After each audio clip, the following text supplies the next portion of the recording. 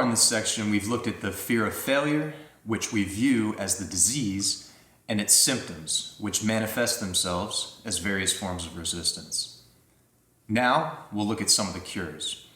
Keep in mind that as with all habits covered thus far, consistency is key, and these habits for overcoming resistance are no different.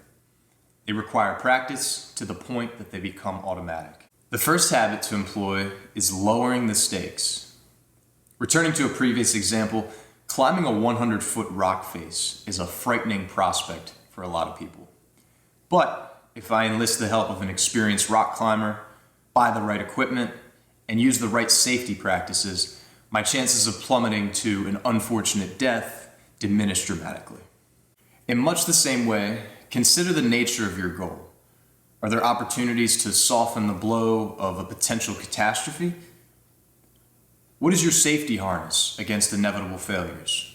Take a moment to pause the video and just quickly jot down 3 ways that you could reduce the impact of failure or prevent or decrease the risk of failure altogether. Remember, just because we're embracing failure doesn't mean we can't fail smart. Lowering the stakes means lowering resistance. The second habit to implement is setting aggressive deadlines. And this one's a personal favorite of mine. Assuming that your stakes are already relatively low, choose to take a step towards your goal sooner than feels comfortable. As an example, when I was creating the script for this section, I only gave myself an hour to write out everything. So everything from this video and the previous 2 were to be written in 60 minutes or less. This does 2 important things for me.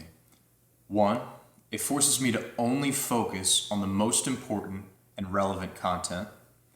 And 2, it doesn't even give me enough time to create resistance because I'm going 100 miles an hour trying to accomplish this very specific task.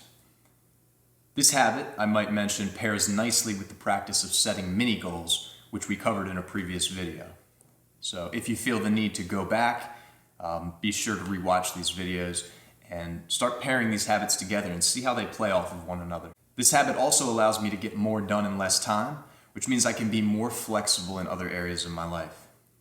If I'd given myself 3 hours to finish the scripts, I probably would have used the entire 3 hours and spent most of the time inefficiently. The important thing to remember is don't get discouraged if you set a deadline in the short term and then miss the mark.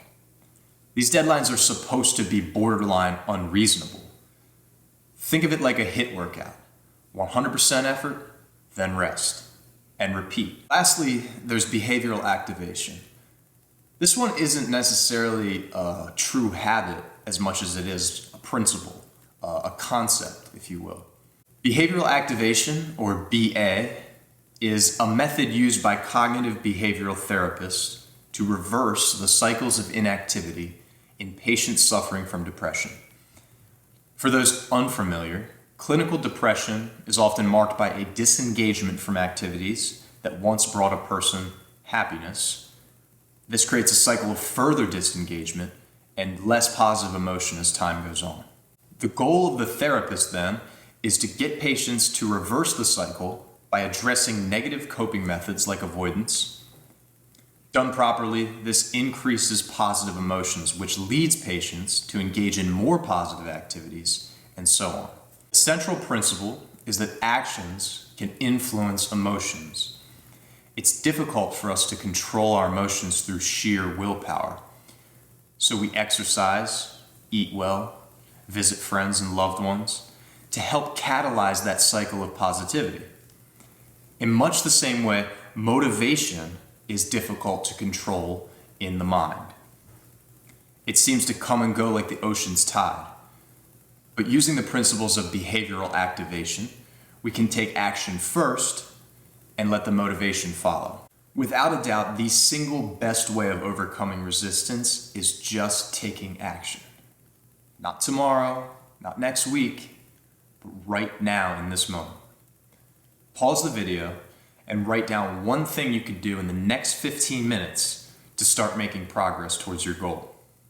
Do you have it written down? Great, now go out and do it.